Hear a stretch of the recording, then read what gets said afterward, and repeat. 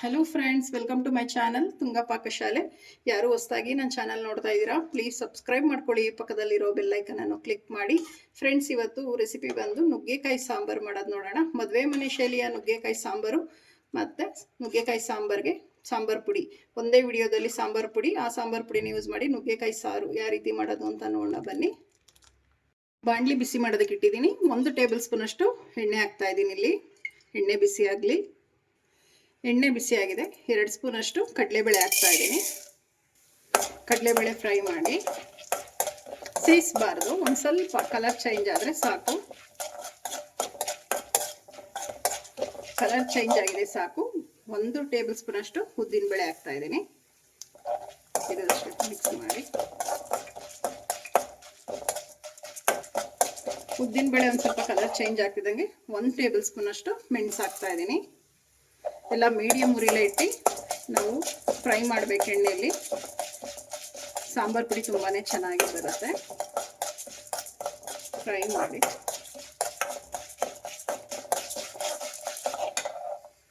ಒಂದು 1/2 table spoon ಅಷ್ಟು ಮೆಂತ್ಯ ಹಾಕ್ತಾ ಇದ್ದೀನಿ. ಇದಷ್ಟು ಫ್ರೈ ಮಾಡಿ.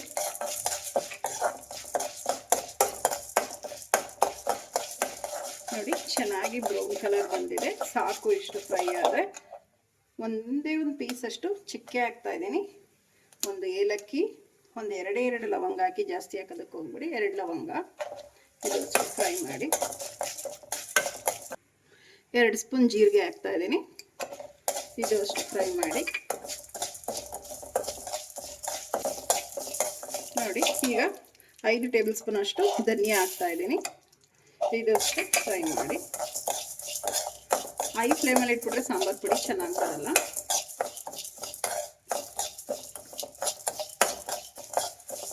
ನೋಡಿ, ಧನಿಯಾ ಎಲ್ಲ ಫ್ರೈ ಆಗ್ತಿದ್ದಂಗೆ ಕರಿಬೇವು ಹಾಕ್ತಾ ಇದ್ದೀನಿ. ಒಂದು 4 ಕಡ್ಡಿಯಷ್ಟು ಕರಿಬೇವು ಹಾಕ್ತಾ ಇದ್ದೀನಿ. ಮಿಕ್ಸ್ ಮಾಡಿ.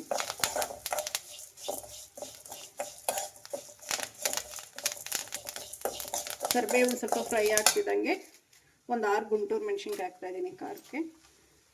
ಒಂದು 15 ಬ್ಯಾಡಗೆ ಮೆಣಸಿನ್ಕಾಯಿ. ಇದಷ್ಟು ಫ್ರೈ ಮಾಡಿ.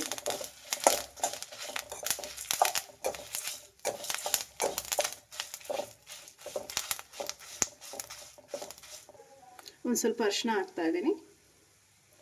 ಅರಿಶಿನ ಹಾಕಿದ್ಮೇಲೆ ಮಿಕ್ಸ್ ಮಾಡಿ. ನೋಡಿ, ಗರಿ ಗರಿಯಾಗಿ ಉರಿಬೇಕು ಮೆಣಸಿನ್ಕಾಯಿ.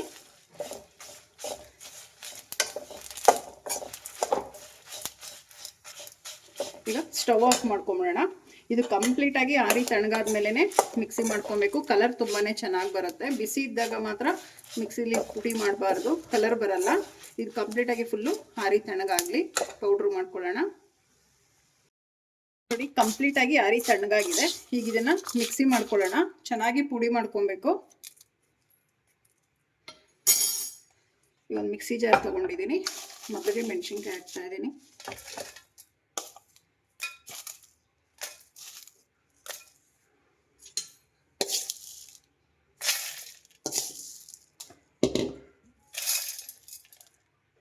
ಇದನ್ನೀಗ ಪೌಡ್ರ್ ಮಾಡ್ಕೊಳ್ಳೋಣ. ನೋಡಿ, ಇಷ್ಟು ಪುಡಿ ಮಾಡಿಕೊಂಡ್ರೆ ಸಾಕು. ಅದೇ ಮಿಕ್ಸಿ ಜಾರ್ಗೆ ಒಂದು ಅರ್ಧ ಕಪ್ಪಷ್ಟು ಕಾಯಿ, ನೀವು ತುರಿದಾದರೂ ಹಾಕ್ಬೋದು, ಹಚ್ಚಿ ಕೂಡ ಹಾಕ್ಬೋದು. ಮೊದಲಿಗೆ ನಾವು ಸಾಂಬಾರು ಪುಡಿ ರೆಡಿ ಮಾಡ್ಕೊಂಡ್ವಲ್ಲ, ಅದರಲ್ಲಿ ನಾನು 2 ಟೇಬಲ್ ಸ್ಪೂನ್ ಅಷ್ಟು ಸಾಂಬಾರು ಪುಡಿ ಹಾಕ್ತಾ ಇದ್ದೀನಿ. ಸಾಕು. ನೀರು ಹಾಕ್ತಾ ಇದ್ದೀನಿ. ರುಬ್ಬೋದಕ್ಕೆ ಎಷ್ಟು ಅವಶ್ಯಕತೆ ಇದೆ ಅಷ್ಟು. ಈಗ ಇದನ್ನು ನುಣ್ಣಗೆ ಗ್ರೈಂಡ್ ಮಾಡ್ಕೊಳ್ಳೋಣ ಮಸಾಲನ. ನೋಡಿ, ಮಸಾಲೆ ರೆಡಿ ಆಯಿತು. ಇಷ್ಟು ನುಣ್ಣಗೆ ಗ್ರೈಂಡ್ ಮಾಡ್ಕೊಬೇಕು. ಈಗ ಸಾಂಬಾರು ಒಗ್ಗರಣೆ ಹಾಕ್ಕೊಳ್ಳೋಣ. ಒಂದು ಬಾಣಲಿ ಬಿಸಿ ಮಾಡೋದಕ್ಕೆ ಇಟ್ಟಿದ್ದೀನಿ. ಒಂದು 3 ಟೇಬಲ್ ಸ್ಪೂನ್ ಅಷ್ಟು ಎಣ್ಣೆ ಹಾಕ್ತಾ ಇದ್ದೀನಿ. ಇಲ್ಲಿ ಸಾಕು, ಎಣ್ಣೆ ಬಿಸಿ ಆಗಲಿ. ಎಣ್ಣೆ ಬಿಸಿ ಆಗಿದೆ. ಒಂದು ಸ್ವಲ್ಪ ಜೀರಿಗೆ ಹಾಕ್ತಾ ಇದ್ದೀನಿ. ಈಗ ಕುಟ್ಟಿರೋಂಥ ಒಂದು ಅರ್ಧ ಗೆಡ್ಡೆ ಬೆಳ್ಳುಳ್ಳಿ ಹಾಕ್ತಾ ಇದ್ದೀನಿ. ಒಂದು ಗರಿ ಕರಿಬೇವು, ಸಾಂಬಾರು ಈರುಳ್ಳಿ ಹಾಕ್ತಾ ಇದ್ದೀನಿ. ಇದನ್ನು ಫ್ರೈ ಮಾಡಿ.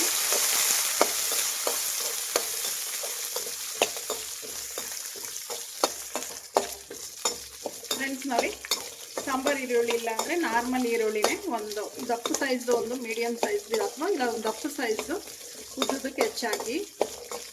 ಬಟ್ ಮತ್ತು ಸಾಂಬಾರು ಈರುಳ್ಳಿ ಹಾಕಿದ್ರೆ ತುಂಬ ಚೆನ್ನಾಗಿರುತ್ತೆ ನುಗ್ಗೆಕಾಯಿ ಸಾರಿಗೆ. ಮದುವೆ ಮನೆಯಲ್ಲಿ ಸಾಂಬಾರು ಈರುಳ್ಳಿನೇ ಯೂಸ್ ಮಾಡಿರ್ತಾರೆ. ಸೊ ನಾನು ಅದಕ್ಕೆ ಈ ಮದುವೆ ಮನೆ ಶೈಲಿಯ ನುಗ್ಗೆಕಾಯಿ ಸಾರಾಗಿರೋದ್ರಿಂದ ನಾನು ಅದೇ ಥರ ತೋರಿಸ್ತಾ ಇದ್ದೀನಿ. ನೀವು ನಾರ್ಮಲ್ ಮನೇಲಿ ಯೂಸ್ ಮಾಡೋ ಈರುಳ್ಳಿ ಕೂಡ ಯೂಸ್ ಮಾಡ್ಬೋದು. ಇದನ್ನು ಸ್ವಲ್ಪ ಫ್ರೈ ಮಾಡಿ ನೋಡಿ. ಫ್ರೈ ಆಗಿದೆ ಸಾಕು. ನುಗ್ಗೆಕಾಯಿ ಹಾಕ್ತಾ ಇದ್ದೀನಿ ಈಗ. ಒಂದು ಅರ್ಧ kg ನುಗ್ಗೆಕಾಯಿ ಇದೆ ಇಲ್ಲಿ.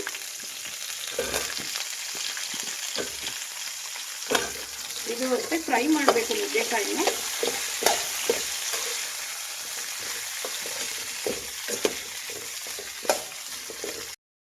ನುಗ್ಗೆಕಾಯಿ ಎಣ್ಣೆಲಿ ಫ್ರೈ ಮಾಡೋದ್ರಿಂದ ತುಂಬಾ ರುಚಿಯಾಗಿರುತ್ತೆ ಸಾಂಬಾರು.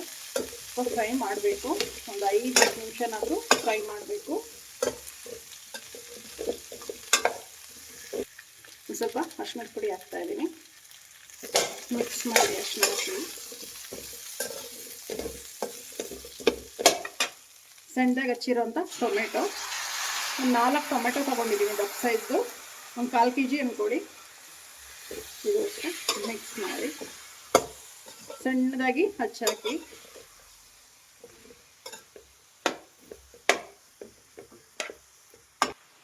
ರುಚಿಗೆ ತಕ್ಕಷ್ಟು ಉಪ್ಪು ಹಾಕ್ತಾ ಇದ್ದೀನಿ. ಸಾಂಬಾರಿಗೆ ಎಷ್ಟು ಬೇಕೋ ಈಗಲೇ ಹಾಕ್ತಾ ಇದ್ದೀನಿ.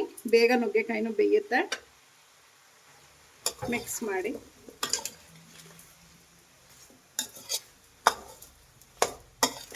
ಫ್ರೆಂಡ್ಸ್, ಇದು ಸಾಂಬಾರು ಮಾತ್ರ ಸೂಪರ್ ಆಗಿರುತ್ತೆ. ಮದುವೆ ಮನೆ ಶೈಲಿಯ ನುಗ್ಗೆಕಾಯಿ ಸಾರು ಸೇಮ್ ಅದೇ ಥರನೇ ಬರುತ್ತೆ. ಟ್ರೈ ಮಾಡಿ ಒಂದ್ಸಲ.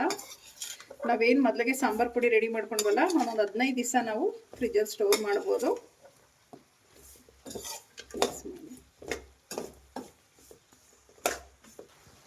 ನೀರು ಹಾಕ್ತಾ ಇದ್ದೀನಿ. ನುಗ್ಗೆಕಾಯಿ ಬೇಯೋಷ್ಟು ಮಾತ್ರ ನಾನು ನೀರು ಹಾಕ್ತಾ ಇದ್ದೀನಿ. ಒಂದು 1/4 ಗಂಟೆ ಇದನ್ನು ಹೈ ಫ್ಲೇಮಲ್ಲಿ ಬೇಯಿಸ್ಬೇಕಾಗುತ್ತೆ. ನುಗ್ಗೆಕಾಯಿನ ಚೆನ್ನಾಗಿ ಬೇಯುತ್ತೆ ನುಗ್ಗೆಕಾಯಿ. ಈಗ ಒಂದು 1/4 ಗಂಟೆ ಇದನ್ನು ಬೇಯಿಸೋಣ. ನೋಡಿ, ಒಂದು 10 ನಿಮಿಷ ಆಗಿದೆ. ಇನ್ನೊಂದು 5 ನಿಮಿಷ ಬೇಯಬೇಕು. ನೋಡಿ, ಇನ್ನೊಂದು 5 ನಿಮಿಷ ಚೆನ್ನಾಗಿ ಬೇಯ್ದು. ನೋಡಿ, ಒಂದು ತುಂಡು ಬೆಲ್ಲ ಹಾಕ್ತಾ ಇದ್ದೀನಿ. ಮಿಕ್ಸ್ ಮಾಡಿ ಸಣ್ಣದಾಗಿ ಹಚ್ಚಿರೋಂಥ ದಂಟಿನ ಸೊಪ್ಪು ಹಾಕ್ತಾ ಇದ್ದೀನಿ. ಆಪ್ಷನಲ್, ದಂಟಿನ ಸೊಪ್ಪು ಬೇಕಾದರೆ ಹಾಕಿ, ಇಲ್ಲ ಸ್ಕಿಪ್ ಮಾಡ್ಬೋದು. ಮಿಕ್ಸ್ ಮಾಡಿ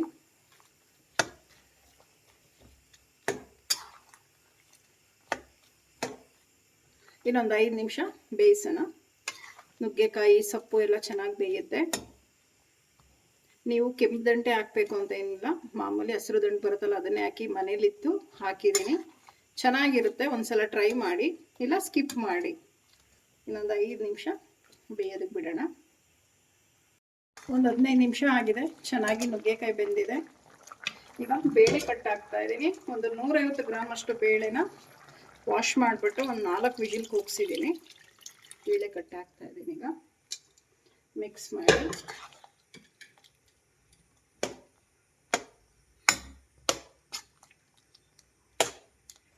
ಮಸಾಲೆ ರುಬ್ಕೊಂಡಿದ್ವಲ್ಲ, ಮಸಾಲೆನೂ ಕೂಡ ಹಾಕ್ತಾ ಇದ್ದೀನಿ. ಮಿಕ್ಸ್ ಮಾಡಿ ನಿಮಗೆ ಸಾಂಬಾರ್ ಕನ್ಸಿಸ್ಟೆನ್ಸಿ ನೋಡಿ, ಗಟ್ಟಿ ತೆಳುವು.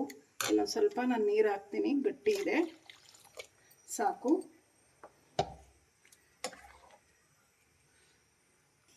ಹುಣಸೆ ಹುಳಿ ಹಾಕ್ತಾ ಇದ್ದೀನಿ. ಒಂದು ಅರ್ಧ ನಿಂಬೆಹಣ್ಣು ಗಾತ್ರದಷ್ಟು ಮಾತ್ರ ಹಾಕ್ತಾ ಇದ್ದೀನಿ. ಹುಳಿ ಆಗ್ಬಿಡುತ್ತೆ, ಜಾಸ್ತಿ ಹಾಕೋದಕ್ಕೆ ಹೋಗಬೇಡಿ. ಒಂದು ಅರ್ಧ ನಿಂಬೆಹಣ್ಣು ಗಾತ್ರದಾದರೆ ಸಾಕು. ಒಂದು 5 ನಿಮಿಷ ಕುದೀಲಿ ಸಾಕು.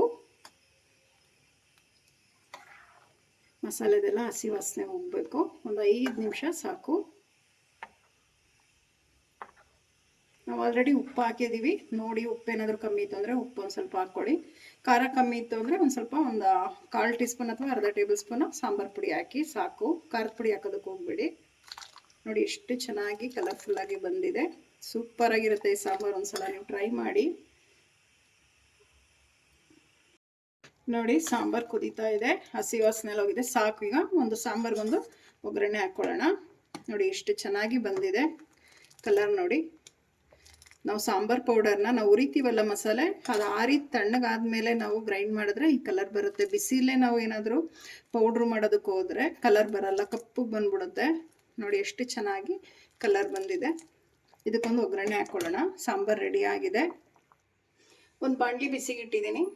1 ಟೇಬಲ್ ಸ್ಪೂನ್ ಆಗೋಷ್ಟು ಎಣ್ಣೆ ಹಾಕ್ತಾ ಇದ್ದೀನಿ. ನೀವು ಎಣ್ಣೆ ತುಪ್ಪ ಯಾವ್ದು ಬೇಕಾದರೂ ಯೂಸ್ ಮಾಡ್ಬೋದು ಒಗ್ಗರಣೆಗೆ. ಎಣ್ಣೆ ಬಿಸಿ ಆಗಲಿ. ಎಣ್ಣೆ ಬಿಸಿಯಾಗಿದೆ. ಸಾಸಿವೆ ಹಾಕ್ತಾ ಇದ್ದೀನಿ. ಸಾಸಿವೆ ಸ್ವಲ್ಪ ಸಿಡಿಲಿ.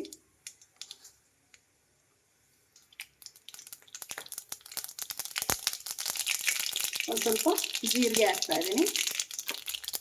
ಒಂದೆರಡು ಒಣಮೆಣಸಿನ್ಕಾಯಿ ಹಾಕ್ತಾ ಇದ್ದೀನಿ. ಒಂದು ಗರಿ ಕರಿಬೇವು. ನಿಮಗೆ ಹಿಂಗೆ ಬೇಕಾದರೆ ಹಿಂಗೆ ಯೂಸ್ ಮಾಡ್ಬೋದು. ನಾನು ಹಿಂಗಿಲ್ಲಿ ಸ್ಕಿಪ್ ಮಾಡಿದ್ದೀನಿ. ಒಗ್ಗರಣೆ ರೆಡಿ ಆಗಿದೆ. ಈಗ ಸಾಂಬಾರಿಗೆ ಒಗ್ಗರಣೆ ಹಾಕ್ತಾ ಇದ್ದೀನಿ. ಲಾಸ್ಟಿಗೆ ಒಂದು ಸ್ವಲ್ಪ ಕೊತ್ತಂಬರಿ ಹಾಕ್ತಾ ಇದ್ದೀನಿ. ರೆಡಿ ಆಯಿತು ನುಗ್ಗೆಕಾಯಿ ಸಾರು. ಮದುವೆ ಮನೆ ಶೈಲಿಯ ನುಗ್ಗೆಕಾಯಿ ಸಾರು. ನೋಡಿ ಎಷ್ಟು ಚೆನ್ನಾಗಿ ಬಂದಿದೆ. ಘಮ ಘಮ ಅಂತ ಇದೆ. ವೈಟ್ ರೈಸ್ಗಂತೂ ಸೂಪರಾಗಿರುತ್ತೆ ತುಪ್ಪ ಹಾಕೊಂಡು ತಿಂತಾ ಇದ್ರೆ. ನೋಡಿ ಈಗ ಡಿಶ್ ಔಟ್ ಮಾಡ್ಕೊಳ್ಳೋಣ. ಫ್ರೆಂಡ್ಸ್ ನೋಡಿ ಮದುವೆ ಮನೆ ಶೈಲಿಯ ನುಗ್ಗೆಕಾಯಿ ಸಾರು ರೆಡಿ ಆಗಿದೆ. ತುಂಬಾ ಚೆನ್ನಾಗಿರುತ್ತೆ. ನೀವು ಒಮ್ಮೆ ಟ್ರೈ ಮಾಡಿ ಹೇಗೆ ಬಂತು ಅಂತ ಕಮೆಂಟ್ ಸೆಕ್ಷನಲ್ಲಿ ತಿಳಿಸಿ. ನಿಮಗೆ ವಿಡಿಯೋ ಒಂದು ಸ್ವಲ್ಪನಾದರೂ ಇಷ್ಟ ಆಗಿದ್ರೆ ಫ್ರೆಂಡ್ಸ್ ಆ್ಯಂಡ್ ಫ್ಯಾಮಿಲಿ ಮೆಂಬರ್ಸ್ಗೆ ಶೇರ್ ಮಾಡಿ. ಪ್ಲೀಸ್ ನಮ್ಮ ಚಾನಲ್ನ ಸಬ್ಸ್ಕ್ರೈಬ್ ಮಾಡಿ. ಪಕ್ಕದಲ್ಲಿರೋ ಬೆಲ್ಲೈಕನನ್ನು ಕ್ಲಿಕ್ ಮಾಡಿ. ನಾನು ಅದೇ ವಿಡಿಯೋ ಹಾಕಿದ್ರೆ ನೋಟಿಫಿಕೇಷನ್ ಬರುತ್ತೆ. Thank you for watching. ಮುಂದಿನ ವಿಡಿಯೋದಲ್ಲಿ ಭೇಟಿಯಾಗೋಣ. ನಮಸ್ಕಾರ.